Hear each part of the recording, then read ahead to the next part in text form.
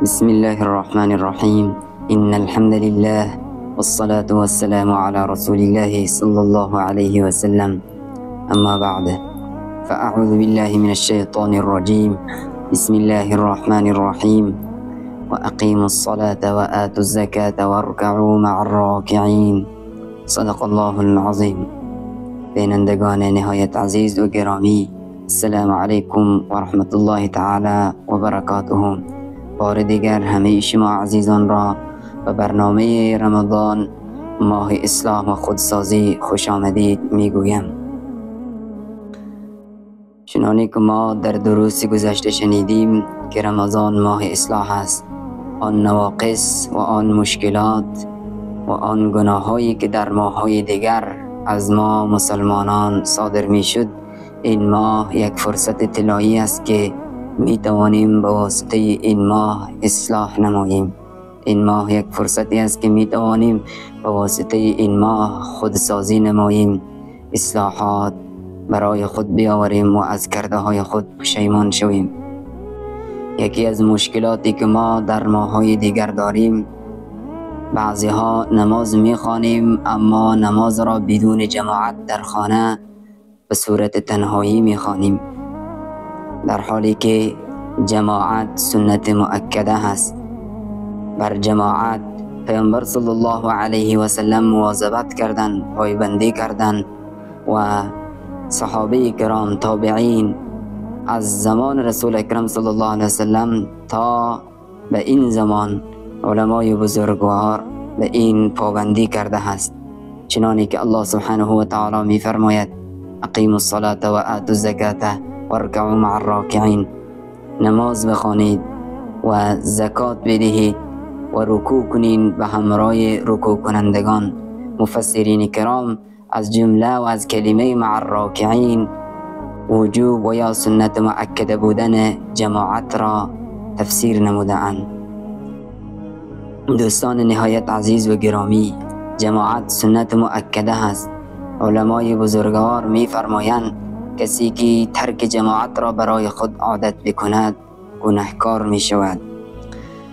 در مورد فضیلت نماز جماعت از پیامبر صلی الله علیه و سلم حدیث روایت شده. عن ابن عمر رضی الله تعالی عنهما قال رسول الله صلی الله علیه و سلم: صلاة الجماعة تفضل صلاة الفذ ب27 درجة. متفق علیه.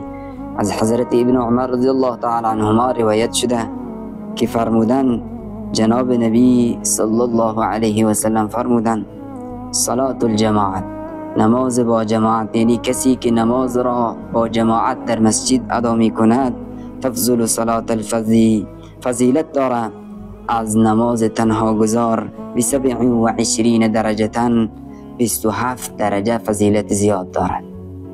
یعنی ما با ادا کردن ما نماز را به همراه جماعت از نمازی که به تنهایی ادا می نماییم 25 و یا 27 درجه زیاد فضیلت حاصل می نماییم.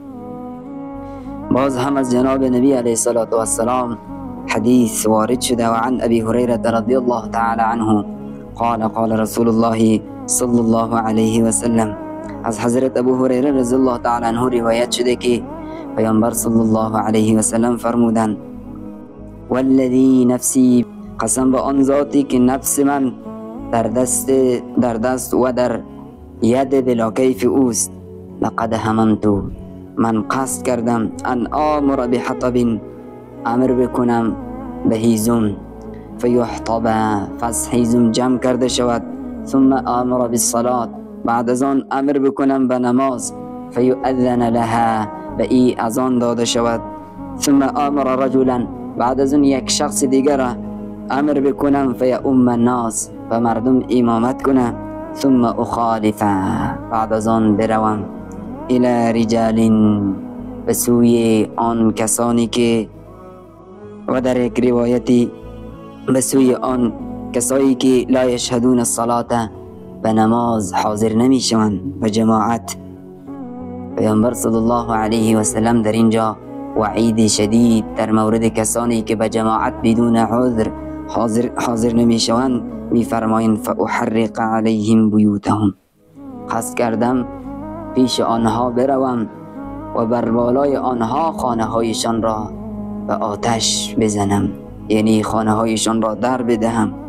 والذی نفسی بیده، چی می فرمایند جناب نبی علیه السلام؟ قسم به آن ذاتی که نفس من در ید بلا کیف اوست، لو یعلم احدهم، اگر یکی از آنها بدانند، یعنی یکی از جمله کسایی که به جماعت حاضر نشدند بدانند که به مسجد بیایند، اگر انه یجد عرقا سمینا، اگر به مسجد بیاید آن پیدا می کند مییابد یک استخوان گوشتار را، او مرماتین حسنتین، یا پاچه حسنه را، لشهید العشاء، آنها به نماز خفتن حاضر می شوند. این وعید از طرف نبی علیه السلام است، یعنی کسایی که در خانه نماز می خوانند بدون عذر به جماعت حاضر نمی شوند، نبی علیه السلام می گویند ما قصد کردم که پیش آنها بروم و خانه های آنها را برایشان به آتش بزنم. و یک وعید دیگر گفتند که اگر کسی از امو کسایی که به نماز جماعت حاضر نمی شوند یک چیز بسیار حقیر را اگر در مسجد بیابند حاضر می شوند، حالا که جماعت فضیلت داره، به خاطر حصول این فضیلت نمی آیند. در این زمان ما خود ما قیاس کنیم، اگر در مسجد اعلان شود که کسی که به مسجد به جماعت حاضر شود 10 افغانی 100 افغانی داده می شود، جماعت یعنی تعداد کسایی که به مسجد می آیند چقدر زیاد خواهند شد. بنابراین این وعید از جانب نبی علیه السلام هست.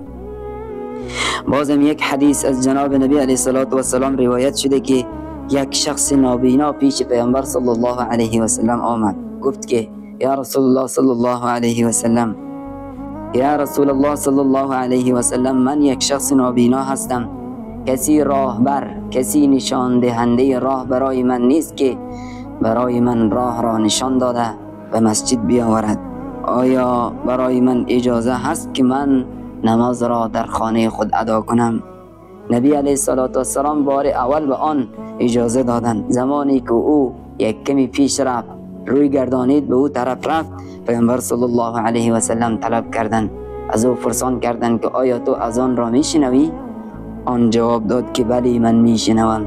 جناب نبی علیه السلام فرمودند فعجب، اگر نماز یعنی اذان را میشنوی به نماز جماعت به مسجد حاضر شو. ببینیم نبی علیه السلام به یک شخص نابینا و کور اجازه ندادند که اذان را شنیده در خانه اش نماز بخواند و به جماعت حاضر نشود. بنابراین دوستان عزیز و گرامی، جوانان متوجه بوده باشیم به واسطه این ماه مبارک رمضان ما نمازهای خود را در جماعت به مسجد حاضر شده ادا نماییم. به این سستی نکنیم. به سستی کردنمان به نماز جماعت ما گناهکار می شویم. نماز ما ثوابش، مرتبهش و فضیلتش از نمازی که در جماعت می خوانیم کم می شود. بنابراین متوجه باشیم کسایی که به نماز جماعت عادت دارند برای آنها این سخن ما متوجه نمی شود.